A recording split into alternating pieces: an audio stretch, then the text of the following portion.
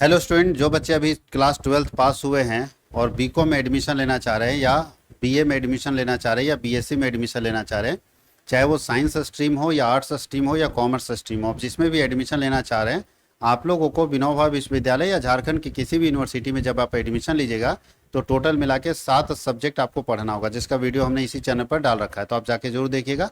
Subject combination के नाम से वीडियो है। 7 सब्जेक्ट आपको पढ़ना है, उसमें से एक सब्जेक्ट है एमडीसी। उसमें एक सब्जेक्ट है एमडीसी, जिसका फुल फॉर्म है multi disciplinary course.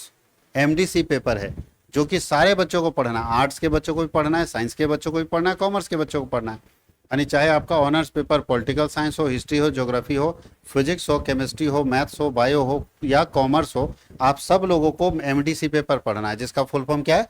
Multi disciplinary course.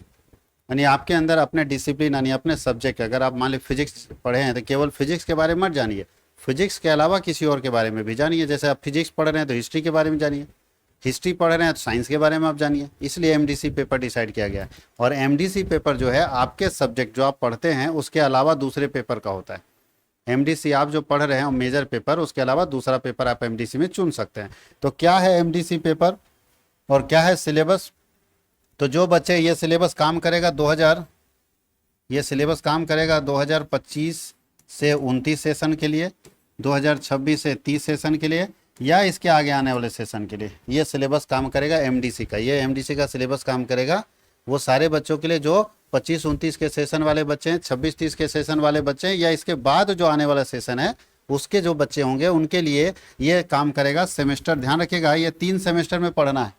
MDC paper 1 में भी पढ़ना होगा, 2 में पढ़ना होगा और 3 में पढ़ना होगा। 3 ही सेमेस्टर में एमडीसी पढ़ना। देखिए यहाँ पे मैं बताता हूँ कि कौन कौन सा सेमेस्टर में एमडीसी पढ़ना है। पहले मैं बता दिया कि ये कौन कौन से तो 25-29 के बाद वाले जितने हैं बच्चे एडमिशन लेंगे उनके बाद देखिए लिखा होगा इफेक्टिव फ्रॉम एकेडमिक ईयर 25-26, उसके बाद से तो इसके बाद जो भी आएंगे तो 25-26 के बाद 26-27 आएंगे, 27-28 आएंगे। देखिए यहाँ पे जो इसमें है सब साफ लिखा हुआ है, इसको पढ़ेंगे ना आपको बहुत अच्छे से क्लियर कंसेप्ट यहाँ दे दिया एमडीसी पेपर का है क्या कंसेप्ट। पढ़िए क्या लिखा है। आप लोग जो पढ़ रहे हैं इसको सेमेस्टर सिस्टम बोलते हैं, और सेमेस्टर सिस्टम में भी पूछा जाएगा कि कौन सा सेमेस्टर सिस्टम में पढ़ रहे हैं। पहले इससे पहले अभी चल रहा है FYUGP, इससे पहले चलता था CBCS सिस्टम। CBCS जो पुराने बच्चे हैं वो भी सेमेस्टर में पढ़े हैं, ठीक है, लेकिन आप CBCS में नहीं पढ़ रहे हैं, पुराने वाले CBCS में पढ़ते थे। इसका फुल फॉर्म होता है चॉइस बेस्ड क्रेडिट सिस्टम, और इसका है 4 ईयर अंडर ग्रेजुएट प्रोग्राम। फिर से बोल रहे हैं 4 ईयर अंडर ग्रेजुएट प्रोग्राम। फिर से रिपीट कर रहे हैं 4 year undergraduate programme, FYUGP आप लोग पढ़ रहे हैं। तो जब बाद में कभी अभी नहीं जरूरत पड़ेगा, लेकिन बाद में जब आप डिग्री निकालने जाइएगा या अपना एग्जामिनेशन फॉर्म भरने जाएगा ना तो पूछेगा साइबर कैफे वाला कि कौन सिस्टम है, तो आपको याद रखना है FYUGP आप पढ़ रहे हैं, ठीक है। पुराने वाले लोग क्या बताएंगे? CBCS। आप पढ़ रहे हैं FYUGP। अगर कोई नोटिस आता तो उसमें FYUGP लिखा है तो आपके लिए, और CBCS लिखा है तो पुराने बच्चे के लिए, जो पहले हो सकता है ना कोई बच्चा सेमेस्टर 1 में फेल कर गया होगा पहले इस सिस्टम में जो पढ़ने वाला बच्चा होगा, तो भी तो आपके साथ सेमेस्टर 1 लिखेगा। तो अगर आपका नोटिस में CBCS लिखा आप उसको इग्नोर करिएगा, आपके लिए FYUGP चलेगा। 4 ईयर अंडर ग्रेजुएट प्रोग्राम आपका प्रोग्राम का नाम है। बोलता है all the FYUGP students must complete 3 introductory level MDC paper. 3 paper complete करना होगा। देखिए कहाँ कहाँ, सेमेस्टर 1 में, सेमेस्टर 2 में और सेमेस्टर 3 में। सेमेस्टर 3 के बाद सेमेस्टर 4 से MDC गायब हो जाएगा, MDC पेपर रहेगा ही नहीं। एक सेमेस्टर में 3 क्रेडिट होगा, एक सेमेस्टर में 3 क्रेडिट, तो 3, 6 और 9, तो टोटल मिला कितना क्रेडिट पढ़ना है? 9 क्रेडिट। 3 क्रेडिट का मतलब आपको मालूम होना चाहिए कितने मार्क्स का? 75 मार्क्स का। 75 मार्क्स फर्स्ट सेमेस्टर में, 75 मार्क्स सेकेंड सेमेस्टर में, 75 मार्क्स थर्ड सेमेस्टर में, आपको पढ़ना है। कहीं कोई दिक्कत है? यानी तीनों में, सेमेस्टर 1 में, सेमेस्टर 2 में, सेमेस्टर 3 में MDC पेपर होगा ही होगा। तो खैर हम आगे की चिंता ना करें, हम लोग सबसे पहले देखें कि सेमेस्टर 1 में क्या। यहाँ देखिए पढ़िए है, देखिए सेमेस्टर 1 में 3 क्रेडिट, सेमेस्टर 2 में 3 क्रेडिट, सेमेस्टर 3 में 3 क्रेडिट। सब्जेक्ट कौन रखेंगे? तो क्या लिखा है पढ़िए, एनी 3, कोई भी 3 चुनना है। 1 इच सेमेस्टर, मतलब 3 को सब्जेक्ट आप चुनो, उसमें से एक सब्जेक्ट एक सेमेस्टर में पढ़ोगे, फिर वो छूट जाएगा, फिर बाकी जो सब्जेक्ट है उसमें से एक पढ़ोगे सेकेंड में और एक थर्ड में। कभी रिपीट नहीं होगा। ऐसा नहीं कि जो 1 में पढ़े वही 2 में रख सकते हैं, ऐसा नहीं होता है, एक ही पढ़ना है आपको। तो 3 आपको चुनना है। सेलेक्टेड फ्रॉम बास्केट, बास्केट देखो नीचे ये बास्केट है। देखिए इतने सारे कोर्स हमारे पास है, चलिए बहुत कम है, 12 ही कोर्स है, और 12 कोर्स में से आपको 3 कोर्स चुनना है, जिसमें से एक पढ़ना है सेमेस्टर 1 में, एक पढ़ना है सेमेस्टर 2 में और एक पढ़ना है सेमेस्टर 3 में। बहुत बच्चे उल्टा पलटा चुन लेते हैं, उनको नहीं आइडिया रहता है ना, आलतू फालतू ऐसा ऐसा पेपर चुनता है कि इस बार हमारा एक स्टूडेंट हमारे पास सेमेस्टर 2 पढ़ने आया है, वो अकेले पूरे यूनिवर्सिटी में अकेले बच्चा था, उसके लिए सोचो यूनिवर्सिटी क्वेश्चन पेपर बनाया, एक अकेले एग्जाम लिखा है। मतलब है कि कोई होगा कॉलेज में नहीं समझ में आया भाई चुन लिया, तो चुन लिया तो पता चला अकेले बच्चा हो। तो ऐसा मत कीजिएगा, अकेले रहिएगा तो ना कॉपी चेक होगा ना बढ़िया से कुछ भी नहीं, और कोई कंसेप्ट कोई नोट्स नहीं मिलेगा। बोलता सर 3 घंटे का एग्जाम था, 1 घंटा में भी नहीं लिख पाए हैं, हिम्मतें नहीं कर पाए, क्या लिखें, कुछ जानते नहीं थे ना, उसका गैस पेपर छपा। तो जो ज़्यादा संख्या में रहेगा आदमी उसी के लिए मेहनत करेगा। तो मैं बता देता हूँ कि क्या क्या चुनना है एमडीसी में जब आपका कॉलेज चुनने बोलेगा। तो सेमेस्टर 1 में चुनेंगे आप ह्यूमन राइट्स, याद रखिएगा सारे बच्चे चाहे वो आर्ट्स वाले हो, साइंस वाले हो या कॉमर्स वाले हो, सबको ह्यूमन राइट चुनना है सेमेस्टर 1 में, ठीक है। सारे बच्चे को एमडीसी 1 सेमेस्टर 1 में जो चुनना है वो ह्यूमन राइट चुनना है। सेमेस्टर 2 में आप इसमें से क्या चुनेंगे, तो सेमेस्टर 2 में सबसे बेस्ट है इंटरनेशनल रिलेशन ही चुन लो, ज़्यादा अच्छा है, दिमाग नहीं लगाना ज़्यादा। इंटरनेशनल रिलेशन ही सेमेस्टर 2 में चुन लो। सेमेस्टर 2 में आपको क्या चुनना है, इंटरनेशनल रिलेशन। वैसे सेमेस्टर 2 आएंगे तो बताएंगे।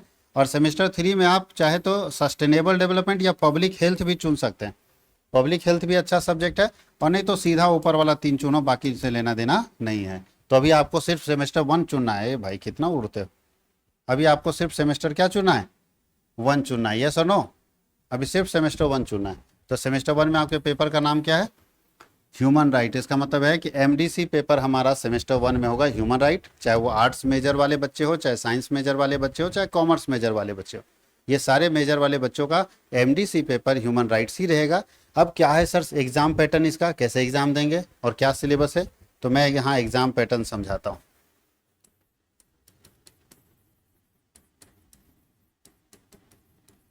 एक बात बताए, कितने मार्क्स का ये था, 75 मार्क्स का। 2 तरह का एग्जाम होता है, एक होता है SIE सेमेस्टर इंटरनल एग्जाम, और एक होता है ESE इंड सेमेस्टर एग्जाम, यही ना होता है।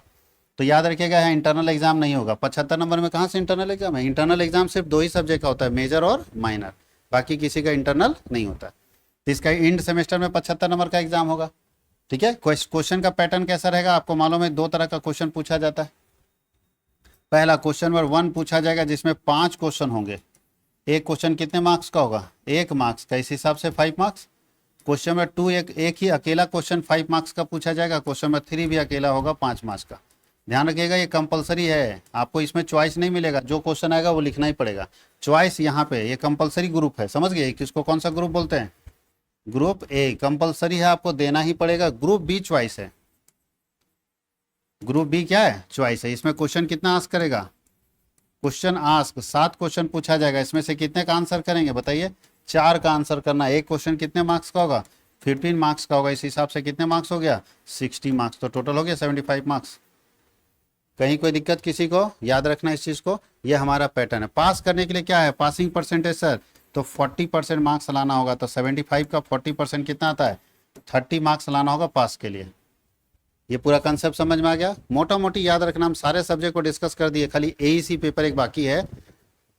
सिर्फ इंटरनल एग्जाम 2 ही पेपर का होगा जो 100 नंबर का होगा। 100 नंबर का पेपर मेजर पेपर और माइनर पेपर होता है, मेजर और माइनर, बाकी किसी का इंटरनल नहीं, सबका एक्सटर्नल होगा। और सबका एग्जाम पैटर्न अपने कॉपी में लिख के रखिएगा, या अगर भूलिएगा तो वीडियो तो यूट्यूब पे डला रहेगा, जरूर वीडियो देखिएगा ताकि आपको एग्जाम पैटर्न समझ में आ जाए कि क्या एग्जाम पैटर्न है, कैसे आपको परीक्षा अपनी देनी है। तो ये पूरा एग्जाम पैटर्न है। पासिंग परसेंटेज में मैं बता दिया हूँ 40%, तो 75 इसमें इंटरनल में होता ही नहीं, तो इंटरनल में पास होने की जरूरत नहीं। 75 का 40% 30 नंबर आपको लाना होगा पास होने के लिए। यहाँ तक कोई कंसेप्ट में दिक्कत है। अब सवाल ये है कि एग्जाम पैटर्न तो समझ में आ गया सर, एमडीसी ये भी समझ में आ गया कि 3 ही सेमेस्टर में रहेगा ये पेपर, तो सेमेस्टर 1, सेमेस्टर 2 और सेमेस्टर 3 में, इसके बाद ये पेपर नहीं रहेगा। चलिए अब बताते हैं कि इसके अंदर क्या क्या पढ़ना है। तो देखिए हमने जो बताया कि ह्यूमन राइट रखिए, तो ह्यूमन राइट के अंदर देखिए जो हम लोग डिस्कस कर रहे थे सारा चीज़ यहाँ लिखा हुआ है। ये ह्यूमन राइट आप 1 में भी रख सकते हैं, 2 में रख सकते हैं, 3 में, चॉइस है ना। कोई बोलेगा नहीं सर हम इसको 1 में नहीं रखेंगे, हम इसको 2 में रखेंगे, लेकिन हम आपको बोल रहे हैं सब 1 में रखना, क्योंकि हम यही पढ़ाएंगे ना, तो आपको यूट्यूब पे भी जब फ्री पढ़ाएंगे तो सपोर्ट मिलेगा। अब आप उल्टा पल्टा रखिएगा तो आप उल्टा पढ़िएगा। 3 क्रेडिट समझ रहे, तीनों थ्योरी होगा, प्रैक्टिकल कुछ नया नहीं, इंटरनल नहीं होगा। 75 नंबर का ये समझ में आ रहा है, इंटरनल एग्जाम नहीं होगा, एक्सटर्नल एग्जाम 3 घंटे का, 75 पास मार्क्स 30 है, समझ में आ गया। क्वेश्चन सेटर का इंस्ट्रक्शन भी आपको बता दिया, अभी क्वेश्चन कैसे सेट करेगा। क्या है पढ़ना इसके अंदर, ह्यूमन राइट के अंदर। तो ह्यूमन राइट के अंदर देखिए हम लोगों को पढ़ना है सबसे पहले इंट्रोडक्शन, फर्स्ट यूनिट के अंदर। इंट्रोडक्शन किसके बारे में पढ़ना है, concept, meaning and importance of human right पढ़ना है।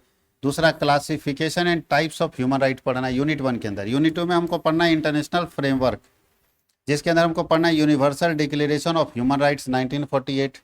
दूसरा United nation human rights commission के बारे में पढ़ना है, UNHCR के बारे में। तीसरा यूनिट में पढ़ना है ट्राइबल राइट्स, जिसमें पढ़ना है United nation declaration of right and indigenous people, जो हमारे पुराने लोग हैं उसके बारे में कानून बना हुआ है 2007 में। जो हमारे मूलवासी हैं इस दुनिया में, मूलवासी जो है आदिवासी है, बाकी लोग तो बाद में बसे, लेकिन जो भी इस दुनिया के संस्कृति को बचा रहा है, कल्चर को बचा रहा है, वो मूलवासी आदिवासी है।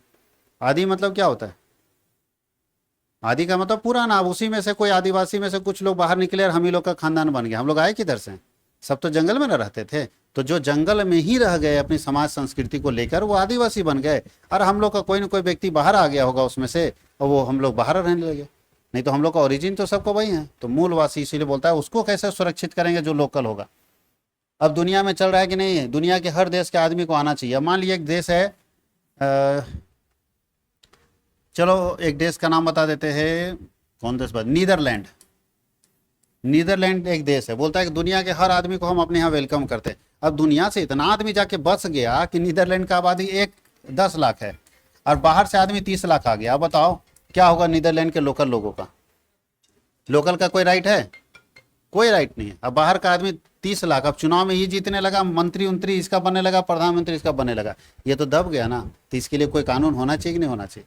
आप ये बोल रहे नहीं दुनिया से आ सकता है, कोई भी आदमी को रोक नहीं सकते, ठीक है रोकेंगे नहीं, लेकिन लोकल लोगों का कुछ अधिकार होना चाहिए।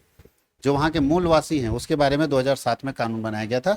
उसके बाद पढ़ना है इंडियन फ्रेमवर्क, जिसमें protection of human rights 1993, national human right commission के बारे में पढ़ना है। और यूनिट 5 में पढ़ना है कि क्या चैलेंजेज है ह्यूमन राइट वायलेशन के। आज ह्यूमन राइट बहुत ज़्यादा वायलेट हो रहा है, उसके बहुत सारे चैलेंजेज है, उसके बारे में लोग डिस्कस करेंगे। आज बहुत सारा ऐसा कंट्री है जहाँ युद्ध हो जाता है दो देशों के बीच में, तो देश लड़ रहे हैं, मुझे कोई आपत्ति नहीं, लेकिन वहाँ के जो इंसान मर रहे हैं, जो भी लोग वहाँ रह रहे हैं, वो इंसान है, चाहे कोई भी हो। अगर पाकिस्तान में भी बॉम्ब गिरता है, हमारा दुश्मन है पाकिस्तान, वहाँ के लोग नहीं। वहाँ का नागरिक अगर मर रहा है तो ये हमारी ड्यूटी है कि हमको ह्यूमन राइट को बचाना होगा। वो अच्छा बताओ, कोई बच्चे, कोई मर गया, घर पे बम गिरा दिए, मर गया सब आदमी, एक छोटा बच्चा रो रहा है, और बताओ उसको खाना नहीं मिल रहा है, तो ये इसमें उस बच्चे की क्या गलती है। उसने बम मारा था क्या भारत में? वो तो भारत का कुछ नहीं किया था, लेकिन उस बच्चे का एज ए ह्यूमन, इंसान होने के नाते कुछ अधिकार था ना। आप उसके अधिकार को अगर ख़त्म कर दे रहे हैं तो ये सही बात नहीं है। और इसके लिए कौन काम करता है?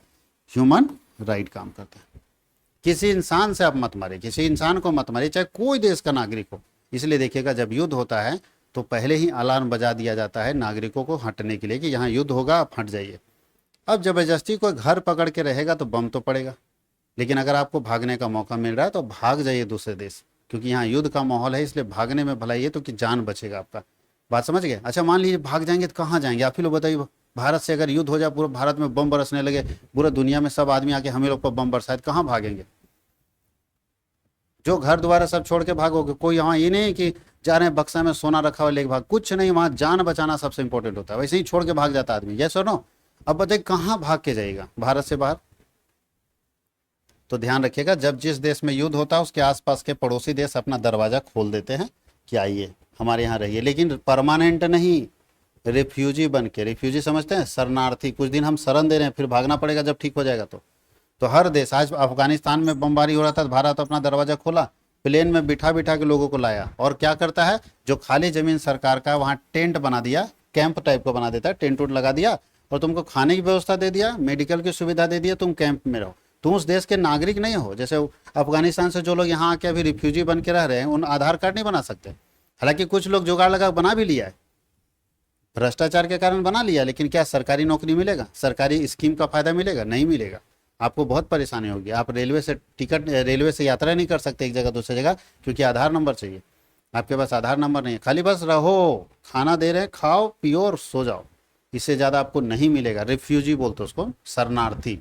तो हमको भी शरणार्थी बन के रहना होगा। जब युद्ध खत्म हो जाएगा तो फिर आओ, देखो किधर अपना घर था। सो सारा घर टूटा पूरा, पता ही नहीं चलेगा कौन किधर गए, फिर कहीं रहिए, जिंदगी काटिए, ये स्थिति हो जाती है जब युद्ध होता है। तो वहाँ ह्यूमन राइट का आज के समय में बहुत चैलेंजेज, आज युद्ध का समय चल गया तो बहुत चैलेंजेज हो रहा है। और जैसे जैसे वेपन्स हथियार बढ़ते चले जा रहे हैं, ये चैलेंजेज और बढ़ता चला जा रहा है कि भाई हथियार के दम पर आदमी को थोड़ा सा गुस्सा आ रहा है, हथियार चला दे रहा है। इसका मतलब है कि ये बहुत ही खतरनाक स्थिति है। तो ये है एमडीसी पेपर कंप्लीट सिलेबस। हम लोग इसको पढ़ेंगे, ज़बरदस्त तरीके से अपनी तैयारी करेंगे और 75 नंबर हम लोग कोशिश करेंगे कि 75 में ज़्यादा से ज़्यादा स्कोर करें ताकि हमारा रिजल्ट बहुत बढ़िया हो। तो मिलते हैं हम लोग फिर अगले, एक और सिलेबस हम लोगों का बाकी है एईसी पेपर, जिसमें कॉमर्स के बच्चों को पढ़ना है इंग्लिश, साइंस के बच्चों को पढ़ना है इंग्लिश और आर्ट्स के बच्चों को पढ़ना है हिंदी। तो मैं आपको दोनों बता दूंगा, आर्ट्स के बच्चों के लिए भी बता दूंगा और साइंस के और कॉमर्स के बच्चों के लिए भी बता दूंगा कि क्या क्या सिलेबस पढ़ना है एईसी पेपर में। इसके बाद हम लोग अपना सिलेबस स्टार्ट कर रहे हैं। अगर आप हमारे साथ ऑनलाइन बैच या ऑफलाइन बैच में जुड़ना चाहते हैं तो दिए हुए स्क्रीन पे जो नंबर है उससे आप कांटेक्ट कर सकते हैं या हमारा एप्लीकेशन इंस्टॉल कर सकते हैं CWH ऑनलाइन एकेडमी के नाम से। बहुत बहुत धन्यवाद।